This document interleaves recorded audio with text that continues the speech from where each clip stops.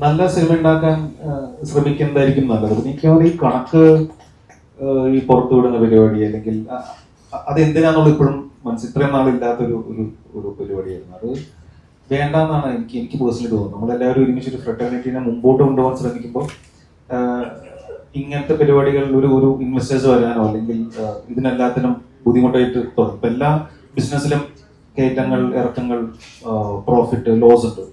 ഇത് അങ്ങനെ ഭയങ്കരമായിട്ട് പബ്ലിഷ് ചെയ്യേണ്ട ആവശ്യമൊന്നുമില്ല. അത് നമ്മൾ ഈ സിനിമേനെയും ഇൻഡസ്ട്രീനെയും മലയാള സിനിമ ഇൻഡസ്ട്രി ഇങ്ങനെ മുമ്പോട്ട് കൊണ്ടുപോകാൻ ഒരുമിച്ച് നിന്ന് ഒരു അസോസിയേഷനും അല്ലെങ്കിൽ എല്ലാവരും ഒരുമിച്ച് നിന്ന് വർക്ക് ചെയ്യേണ്ട ഒരു ഏരിയ ആണെന്നാണ് ഞാൻ മനസ്സിലാക്കുന്നത്.